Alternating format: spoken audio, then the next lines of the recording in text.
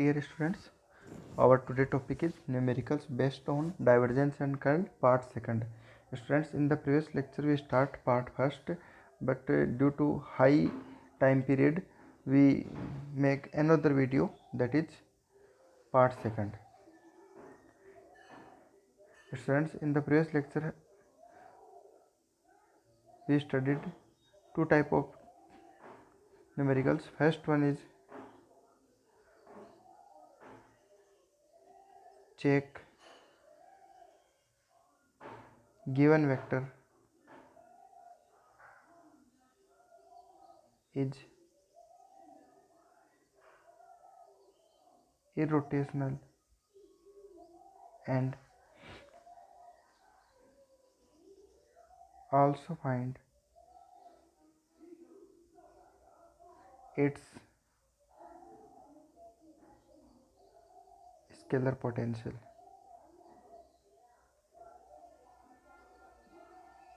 ये हमने डिस्कस किया था स्टूडेंट्स। पहला चीज़ तो क्या थी कि चेक करना था कि जो गिवन वेक्टर है वो इरोटेशनल है या नहीं है।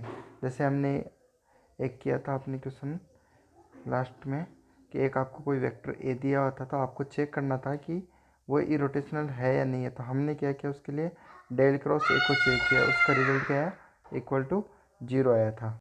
उसके बाद में इसी क्वेश्चन में वो हम अपने से पूछा था कि also find its scalar potential such that vector A is equal gradient F. तो इस क्वेश्चन को मैंने आपको अच्छे से समझाया था, आई होप आपको समझ में आया होगा। फिर भी अगर कोई दिक्कत हो तो आप मेरे से कॉल करके पूछ सकते हो।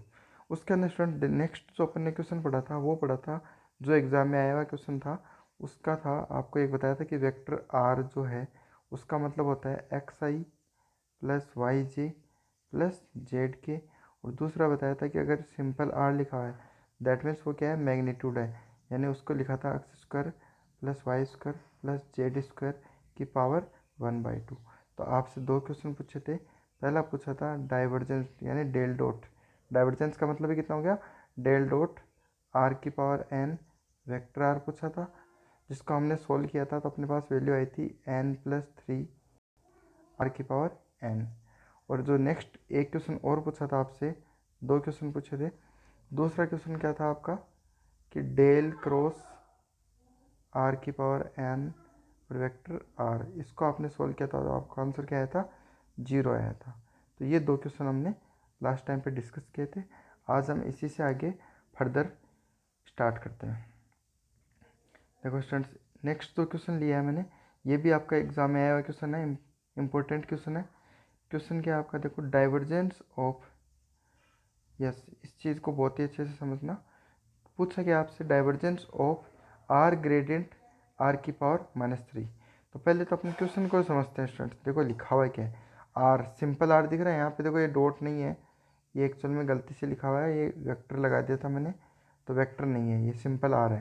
तो ये क्वेश्चन आपका जो है वो इस तरीके का दिख रहा है, divergence of r gradient r की पावर -3 है स्टूडेंट्स। आर की पावर -3 को क्या लिख सकते हो, 1/r³। तो वही लिख रहा हूँ मैं यहाँ पे 1/r³, ठीक है। और चाहो तो आप इसको आर की पावर -3 भी रख सकते हो, कोई दिक्कत नहीं है, कैसे भी आप कर सकते हो, आर की पावर -3। यानी ये आपसे पूछा है क्वेश्चन में, समझ में आ रही बात।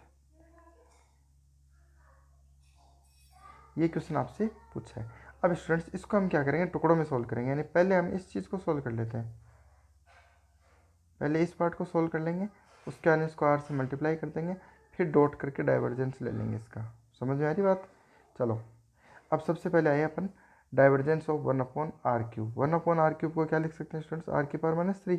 और आपको ये पता है कि एक्स की पावर -n का करना हो तो आप क्या करोगे, माइनस का n तो आ गया जाएगा, एक्स की पावर में क्या हो जाएगा -n -1।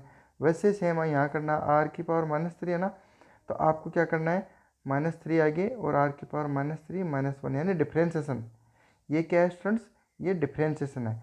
तो ये चीज़ मैंने आपको लास्ट प्रॉपर्टीज़ पढ़ाई थी, तो उसमें एक प्रॉपर्टी पढ़ाई थी कि gradient of f of r, क्या बताया था, एफ डेस आर और ग्रेडियंट आर, याद है स्टूडेंट्स।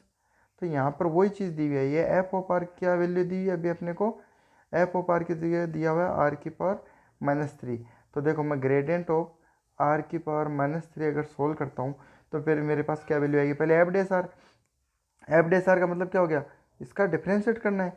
तो एफ डेस आर अगर आप करते हो स्टूडेंट्स, एफ डेस आर, तो आपके पास आर की पावर -3 है, तो -3 तो आगे आ जाएगा और एक कम हो जाएगा, तो -3 -1 -4। तो यहाँ पर देखो वैल्यू आएगी -3 और आर की पावर -4। उसके बाद में ग्रेडियंट आर आ गया। ग्रेडियंट आर की वैल्यू कितनी होती है स्टूडेंट्स, ग्रेडियंट आर की वैल्यू फिक्स बताई हुई है आपको, कि ग्रेडियंट आर आपको सोल्व करके भी बताया हुआ मेरे। ग्रेडियंट आर की वैल्यू मैंने आपको बताई थी 1/r और वेक्टर आर, याद है। तो बस वो वैल्यू हम यहाँ ग्रेडियंट आर की वैल्यू लिखेंगे 1/r और वेक्टर आर, कर सकते हो। अब आप देखो आर की पावर -4 है ऊपर, नीचे आएगा तो आर की पावर क्या हो जाएगा, +4 हो जाएगा। तो आर की पावर 4 हो जाएगी और एक आर की पावर 1 पहले से दिख रही है, तो कितना हो जाएगा आर की पावर 5।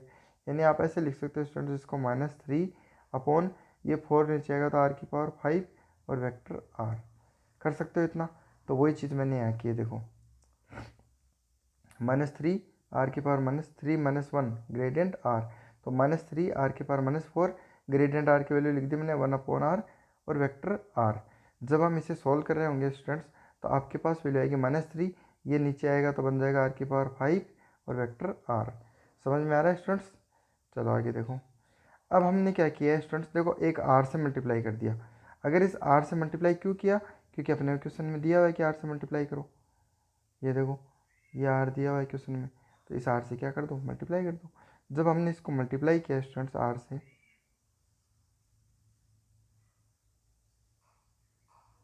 इस आर से आप जब मल्टीप्लाई करोगे तो ये आर यहाँ मल्टीप्लाई हुआ, तो यहाँ एक आर अगर मैं मल्टीप्लाई करता हूँ, एक आर सिंपल, तो आर से अगर आर को कैंसिल आउट करूँगा तो यहाँ पावर कितनी बचेगी अब 4। तो वही आ रहा है मेरे पास -3 1/r की पावर 4 और वेक्टर आर। अब यहाँ से स्टूडेंट्स थोड़ा सा टिपिकल होगा, तो आप थोड़ा कंसंट्रेशन रखना। देखो मैंने इतनी चीज़ सोल्व कर दी, ये रहा, इसका आंसर क्या लिख सकता हूँ मैं, ये लिख सकता हूँ। तो वो देखो ये रहा -3/r की पावर 4, ये रहा।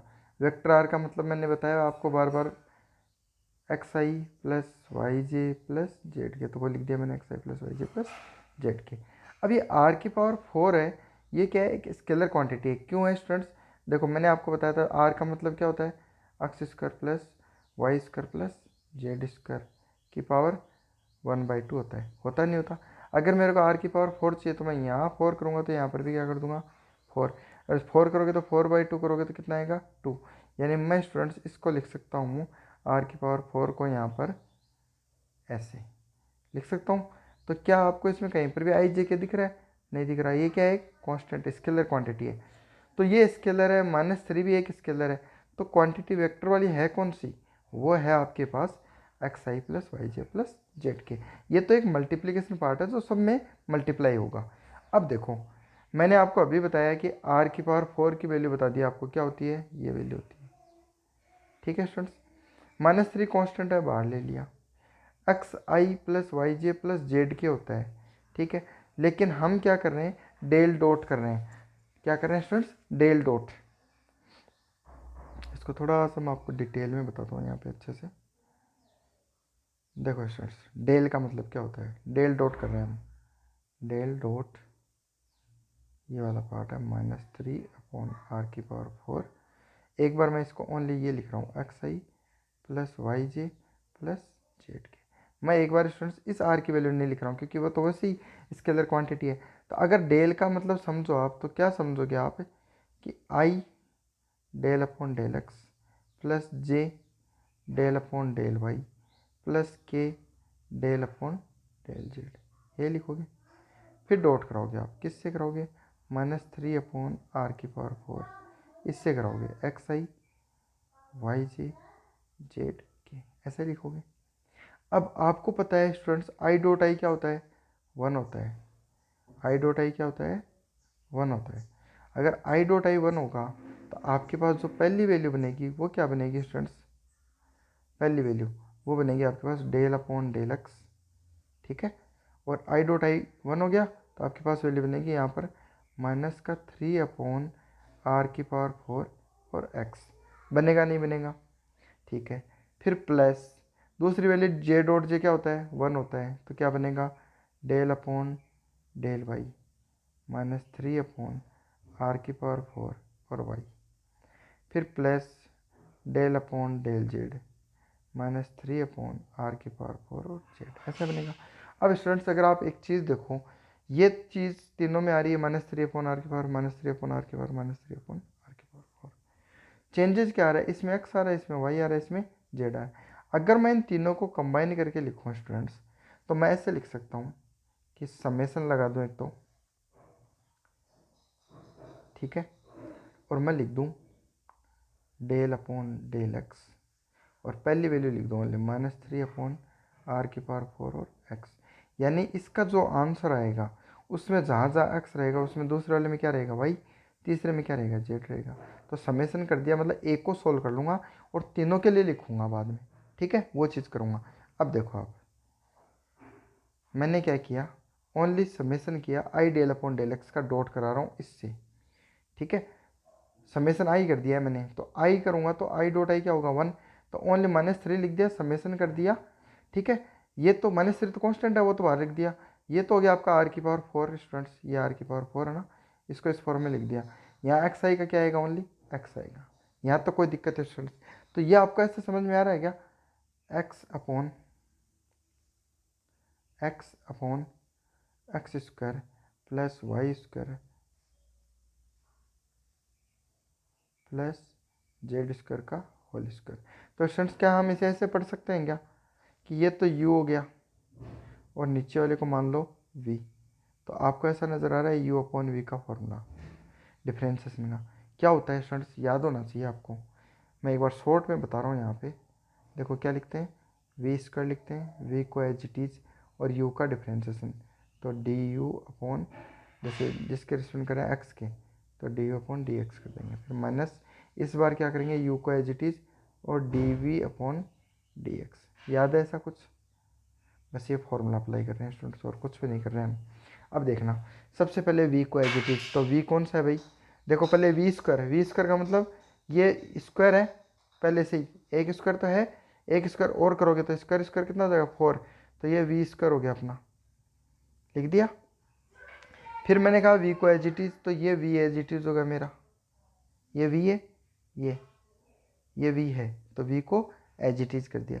डिफ्रेंसिएशन किसका करना होता है स्टूडेंट्स, u का, u क्या है यहाँ पर x का डिफ्रेंसिएशन कितना है 1, देखो 1 डॉट कर दिया मैंने। उसके आने फॉर्मूले में क्या है माइनस है, ये लो माइनस लगा दिया। उसके आने इस बार क्या करें, इस बार x को एज इट इज, तो स्टूडेंट्स यहाँ पर x को तो हमने एज इट इज कर लिया। अब डिफ्रेंसिएशन किसका करना है, v का करना है। अब v का डिफ्रेंसिएशन करते हैं, तो v को डिफ्रेंसिएशन करने के लिए एक बार मैं v अलग से लिख देता हूँ आपको, है ना, या फिर इसका रिमेनिंग पार्ट मिटा देता हूँ, ओनली v के बारे में डिस्कस करते हैं। देखो v है क्या, v है स्टूडेंट्स ये नीचे वाला पार्ट, यही है v, इसका डिफ्रेंसिएशन करो। अगर आप डिफ्रेंसिएशन करोगे तो सबसे पहले किसका करोगे, पावर का, यानी आप लिखोगे 2 x square plus Y square plus Z square power 2 minus 1 कर दिया। तो 2 माइनस 1 करोगे तो 1, तो ये लिख दिया मैंने 2 x square plus Y square plus Z square. फिर आप किसका करोगे, एक्स स्क्वायर का क्या होगा, तो एक्स स्क्वायर का क्या हो गया 2x। अब स्टूडेंट्स इसको रीअरेंज कर लेते हैं। देखो यहाँ पर हमने डिफ्रेंसिएशन कर दिया है पूरा, तो यहाँ पर आपको क्या नज़र आ रहा है, देखो 2 और 2, पहले आप एक काम करो इनको डिवाइड कर दो। देखो अगर आप डिवाइड करते हो तो यहाँ पावर कितनी है 4, इसको डिवाइड कर रहे हो तो 2 है, तो 2 कट गई तो कितना बचा, only 1 upon x square plus Y square plus Z square, यही बचेगा, ठीक है। राइट हैंड साइड में क्या आएगा, माइनस साइन आ गया। अब यहाँ आपको दिख रहा है 2x दिख रहा है और 2x दिख रहा है, 2x और 2x कितना हो जाएगा स्टूडेंट्स 4x स्क्वायर, तो ये लिख दिया मैंने 4x स्क्वायर। इसके अलावा आपको क्या दिख रहा है कि यहाँ पर पावर 1 है, यहाँ पर पावर आपको 1 दिख रही है और यहाँ पर पावर कितनी है 4 है, तो कट करोगे तो कितनी बचेगी 3 पावर बचेगी। समझ में आ रही बात, ठीक है। अब हम यहाँ तक आ गए स्टूडेंट्स, यहाँ से आगे समझना, यहाँ अपने पास समेसन लगा हुआ, देखो इससे आगे मैंने समेसन हटा दिया। कैसे हटा वो समेसन, देखो ये पार्ट है स्टूडेंट्स, एक पार्ट ये है only del upon del x का। इसी तरीके से मैंने आपको बताया कि डेल अपॉन डेल वाई भी होता है, डेल अपॉन डेल जेड भी होता है। तो होगा क्या स्टूडेंट्स, ये वाला जो पार्ट है ना, जैसे आप डेल अपॉन डेल वाई करते हो, सपोज करो आपने क्या किया, डेल अपॉन डेल वाई किया, तो जब डेल अपॉन डेल वाई करोगे ना तो -3 तो बाहर है, इसकी तो कोई बात ही नहीं, समेसन की बात हो रही है अपनी, तो इतने बात की बात करेंगे, इतने की। तो आपके पास क्या होगा कि समेसन है, तो ये इतना पार्ट जो है वो किससे आया, जब हमने del upon del x solve किया। इसी तरीके से स्टूडेंट जब आप डेल अपॉन डेल वाई करोगे ना, जब आप डेल अपॉन डेल वाई करोगे और वो वाला पार्ट दोबारा से लिखोगे पूरा, तो आपके पास क्या रिजल्ट आएगा, वो आएगा, एक तो ये पार्ट आएगा ऐसा कैसा सेम, इधर वाले पार्ट में उसके में क्या होगा, बाकी तो सेम रहेगा, ओनली एक्स स्क्वायर की जगह क्या आएगा, वाई स्क्वायर आएगा। ठीक है, फिर जैसे डेल अपॉन डेल जेड करोगे तो ये पार्ट तो वापस से सेम आएगा, यहाँ पर वाई स्क्वायर की जगह क्या आ जाएगा, जेड स्क्वायर।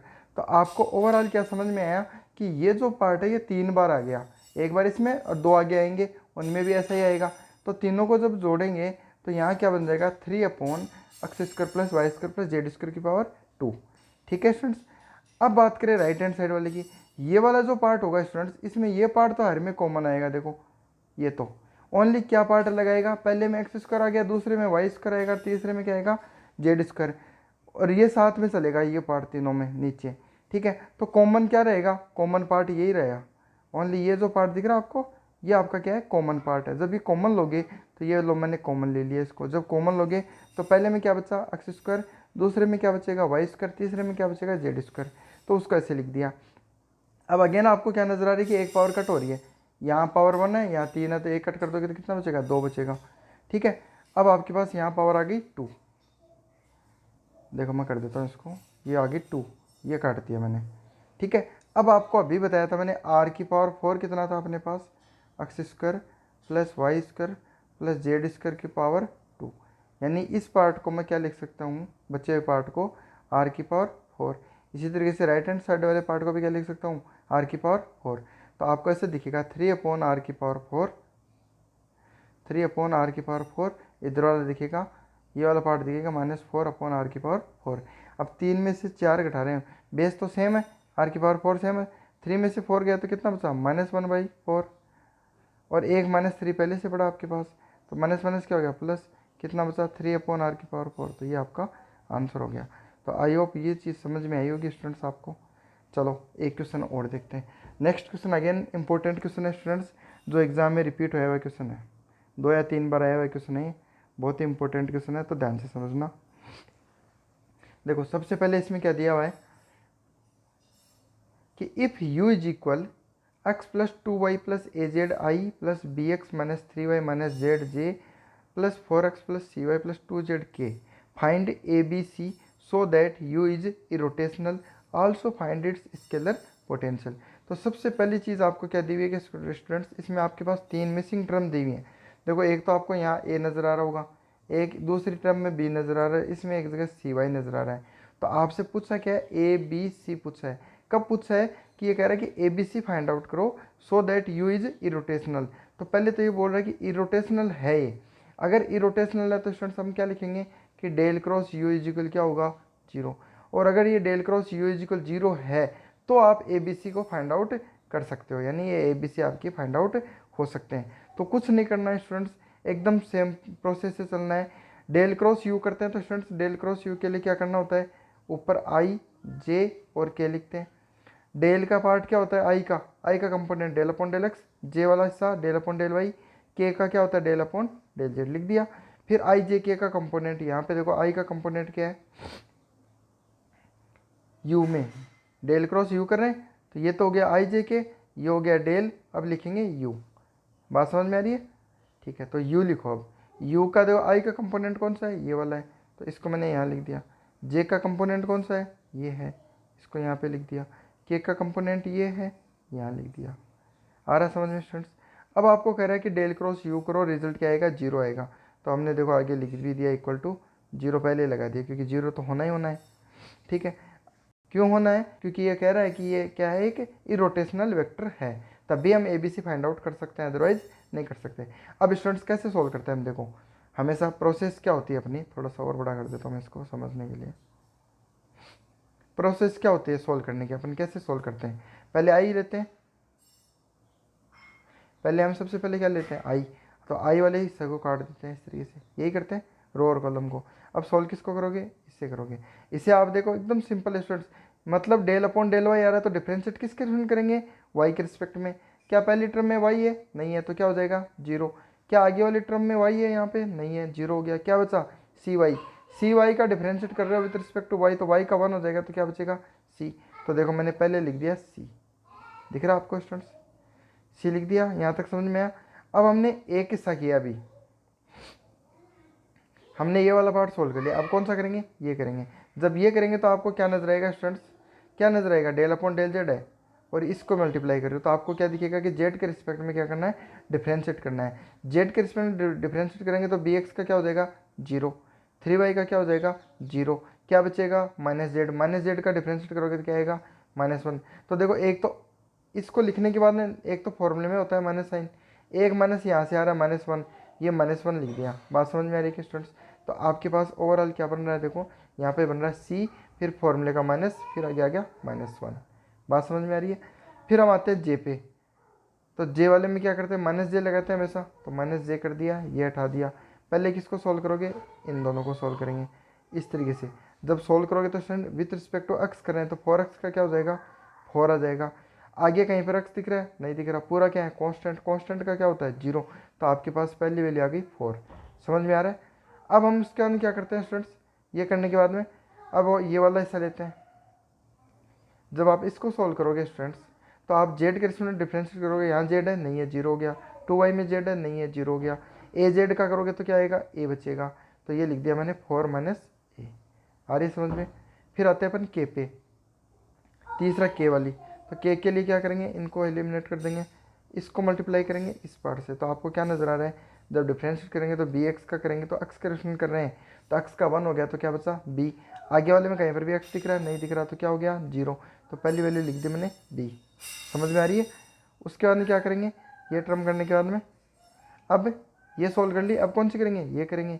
इसको करने के लिए क्या करेंगे students, del upon del y को डिफरेंशिएट मल्टीप्लाई करेंगे इससे। अब मल्टीप्लाई करोगे तो देखो y के रिस्पेक्ट कर रहे हैं तो x में का 0, ए जेड का 0, 2y का करेंगे तो कितना बचेगा 2, तो ये लिख दिया मैंने 2, और इक्वल टू क्या करना है 0। अब स्टूडेंट्स देखो मैंने आपको बताया था कि डॉट प्रोडक्ट जो होता है उसका रिजल्ट क्या आता है, हमेशा स्केलर क्वांटिटी आता है, और क्रॉस प्रोडक्ट का रिजल्ट हमेशा क्या आता है, एक वेक्टर क्वांटिटी आता है। तो यानी ये 0 नहीं है, ये 0 का मतलब क्या है, एक 0 वेक्टर है। बात समझ में आ रही है। ये 0 जो है, इस 0 का मतलब एक्चुअल में क्या है, 0i प्लस 0j प्लस 0 के होता है, तो ये लिख दिया मैंने 0i plus 0j plus 0k। अब क्या करेंगे, कंपेयर करेंगे, i के कोफिशिएंट को कंपेयर कर लो। i का कोफिशिएंट इधर कितना है c+1 और इधर कितना है 0, तो मैंने लिख दिया c+1 इक्वल 0। इसी तरीके से स्टूडेंट j का कोफिशिएंट को कंपेयर कर लो। यहाँ j का कोफिशिएंट कितना है 0, यहाँ j का कोफिशिएंट कितना है -1 तो, और एक 4 - a, तो -4 - a इक्वल टू क्या कर दिया 0। फिर k के कोफिशिएंट को कंपेयर कर लो, तो यहाँ क्या बचेगा b - 2 इक्वल 0, तो ये लिख दिया मैंने b - 2 इक्वल 0। जब आप तीनों को रखोगे तो आप सोल्व करोगे, देखो आपको आएगा c की वैल्यू -1, a की वैल्यू 4 और b की वैल्यू 2। तो पहली चीज़ अपनी सोल्व हो गई। अपने से क्या पूछा था, ए बी सी की वैल्यूज़ पूछी थी, तो हमने ए बी सी की वैल्यू निकाल दी। उसके बाद आगे क्वेश्चन क्या पूछा कि also find its scalar potential, इसका स्केलर पोटेंशियल फाइंड आउट करना है। इसका मतलब मैं अब क्या लिखूंगा, u इजिकल क्या लिखूंगा ग्रेडियंट f, और मेरे को निकालना क्या है, f निकालना है। बात समझ में आ रही स्टूडेंट्स, तो वही करूँगा मैं। लेकिन ये करने के लिए मैं क्या करूँगा, इस u में जो ए बी सी मिसिंग थे ना, ए बी और सी, इनकी वैल्यूज़ निकाल ली, तो पहले वैल्यूज़ पुट करूँगा, उसके बाद में u लिखूँगा। तो देखो आप यहाँ पर पहले मैंने वैल्यूज़ लिख दी है, ए बी सी था ना, ए था, देखो यहाँ पे ए जेड था, तो ए की वैल्यू कितनी है 4, तो मैंने 4z लिख दिया है। यहाँ पे बी एक्स था, तो बी की जगह 2 था, तो मैंने 2x कर दिया है। और यहाँ पर सी वाई था, तो सी की वैल्यू -1 है, तो मैंने -1y कर दिया है। बात समझ में आ रही है। तो देखो अब एकदम ईजी हो गया है, आप जैसे करते आ रहे हो अब तक वही प्रोसेस आ गई है, कुछ नहीं करना। ये हमने इधर u लिख दिया है और ये ग्रेडियंट टाइप लिख दिया है। बात समझ में आ रहा है। मैंने बताया था u इजिकल क्या होता है ग्रेडियंट ऐप, तो ये तो ग्रेडियंट ऐप है, और ये पूरा u लिख दिया। यहाँ तो कोई दिक्कत नहीं होनी चाहिए। उसके अंदर मैंने बताया हुआ आपको कंपेयर करना होता है, तो डेल अपॉन डेल एक्स है इधर, यहाँ पर क्या है ये वाला पार्ट है, लिख दिया डेल अपॉन डेल एक्स को। इसी तरीके से डेल अपॉन डेल वाई को छांट लिया, यहाँ डेल अपॉन डेल वाई है, यहाँ पर ये पार्ट है, यहाँ पर डेल अपॉन डेल जेड है, यहाँ पर ये वाला पार्ट है, तो इनको मैंने अलग अलग लिख दिया। एकदम वही प्रोसेस बार बार कर रहे हैं हम, ठीक है। अब हम क्या करेंगे स्टूडेंट्स, टोटल डेरिवेटिव का फॉर्मूला लिखेंगे। तो ये आपको मैंने बताया था, आपके माइंड में होना चाहिए एनी टाइम। ये टोटल डेरिवेटिव का फॉर्मूला लिख दिया। अब कुछ नहीं करना, डेल अपॉन डेल एक्स ये रहा, इसकी वैल्यू ये पुट कर दी, del F upon del Y ये था, ये पुट कर दिया, del F upon del Z ये पुट कर दिया। कर सकते हो। करने के बाद में क्या किया, इस dx को तीनों से मल्टीप्लाई कर दिया, इस dx को तीनों से, देखो x dx कर दिया, 2y dx कर दिया, 4z dx कर दिया, ये लिख दिए तीनों। इस dy को तीनों से मल्टीप्लाई कर दिया, ये तीनों लिख दिए। इस dz को तीनों से मल्टीप्लाई कर दिया, ये तीनों लिख दिए। अब यहाँ से मेन कहानी शुरू होती है स्टूडेंट्स।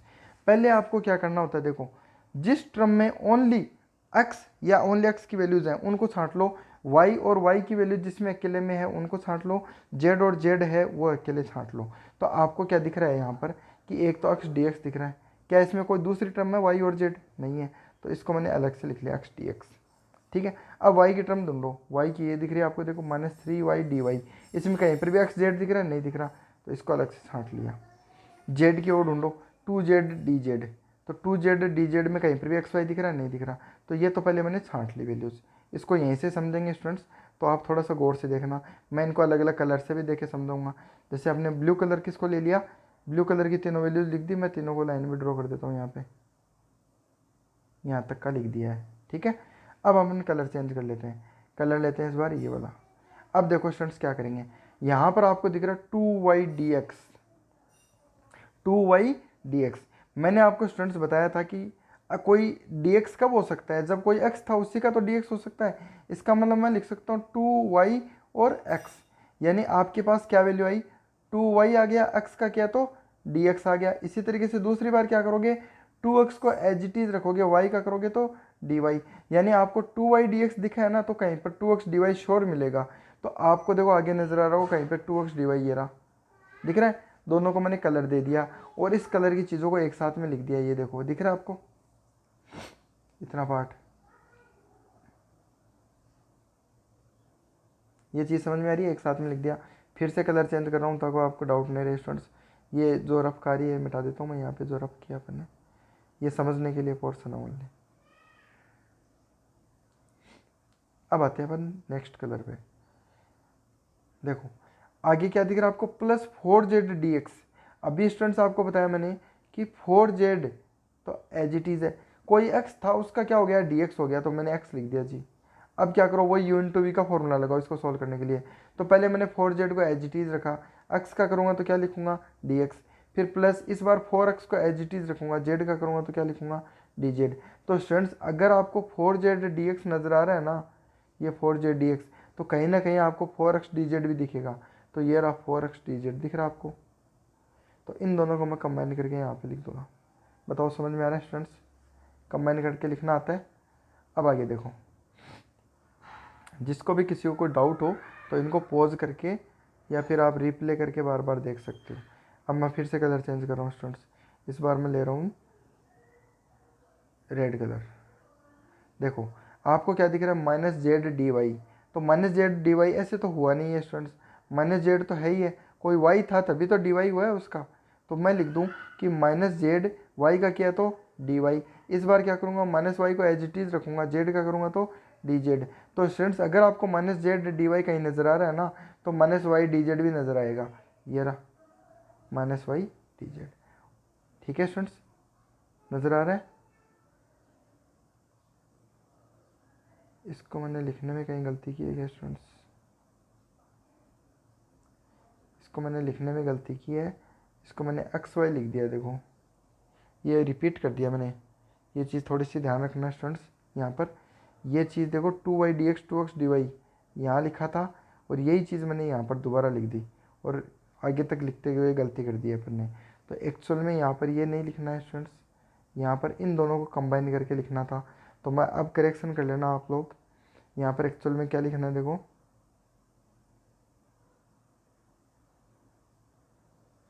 देखो मैं पहले इसको सही कर देता हूँ, इसको मिटा देता हूँ, इसको यहाँ से हटा रहा हूँ।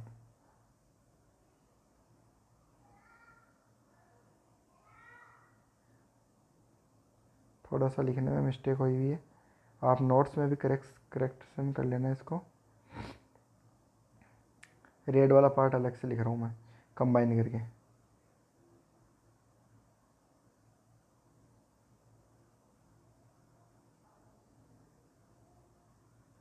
देखो स्टूडेंट्स, यहाँ पर आप क्या लिखोगे, ध्यान रखना, इसको अच्छे से समझना।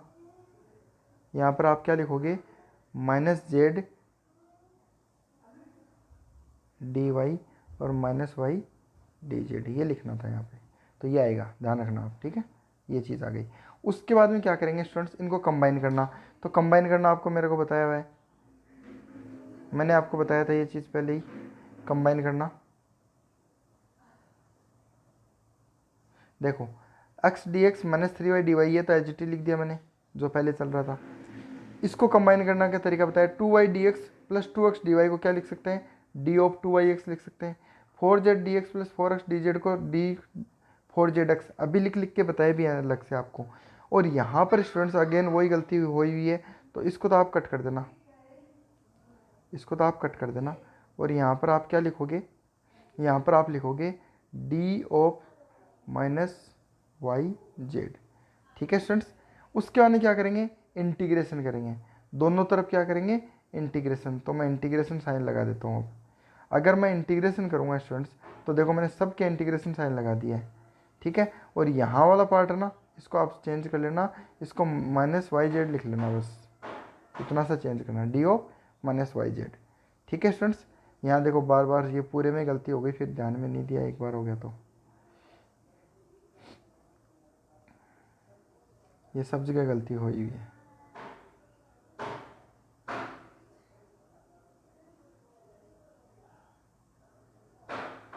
यहाँ पर क्या आएगा, माइनस वाई जेड आएगा।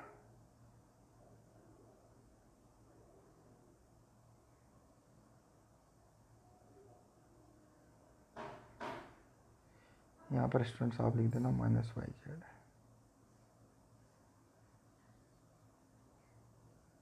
यस स्टूडेंट्स, अब आगे देखो कैसे करेंगे हम। यहाँ तक कर दिया मैंने, करेक्शन सारी कर दी है। हमने क्या किया है, यहाँ तक लिखने के बाद में पूरे के इंटीग्रेशन साइन करेंगे, इंटीग्रेशन साइन लगा दिया। अब आप बताओ, एक्स डी एक्स का इंटीग्रेशन लगाऊंगा मैं, तो एक्स का इंटीग्रेशन कितना होगा, एक्स स्क्वायर बाई 2, तो ये वैल्यू आ गई।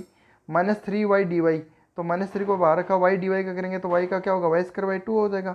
जेड का करेंगे तो जेड स्क्वायर बाई 2 होगा, तो 2 से 2 कैंसिल आउट हो गया, तो ओनली क्या बचा, जेड स्क्वायर, ये वैल्यू आ गई। और मैंने यहाँ बताया था डी थीटा का कितना होता है, थीटा, डी थीटा तो थीटा, डी थीटा तो क्या आ गया, थीटा, और प्लस सी। तो ये बताओ यहाँ तक कोई दिक्कत है स्टूडेंट्स। इसको देखो यहाँ से स्क्रीनशॉट लेके आप अच्छे से लिख लेना, ठीक है। यहाँ पर हमने काफ़ी सारे करेक्शंस किए हैं, एक वैल्यू की वजह से हो गया स्टूडेंट्स, ये लिखने में थोड़ी सी मिस्टेक कर दी, एक ही वैल्यू को 2 बार रिपीट कर दिया था, ये लिखना था, ये माइनस वाई जेड और माइनस जेड डी वाई, इसको लिखना था, यहाँ पर कुछ अलग अलग लिख दिया था। तो यहाँ से आप स्क्रीनशॉट लेके फिर नोट्स लिखना। Okay students, thank you. आज के इतने हो गए हैं अपने, और इसके साथ में अपना ये यूनिट भी कंप्लीट हो गई है। अब आपके लिए मैं कुछ क्वेश्चंस दूंगा नेक्स्ट क्लास में, कुछ एज ए असाइनमेंट आपको 5-7 क्वेश्चन दूंगा, तो वो आप सॉल्व कर लेना। अगर आपने वो सही सॉल्व कर लिए, इसका मतलब आप वेक्टर डिफरेंशियल इसको कैलकुलस का कोई भी क्वेश्चन छोड़ के नहीं आ सकते, बाद में सारे आपके टॉपिक तैयार हो जाएंगे, ठीक है। Okay, thank you.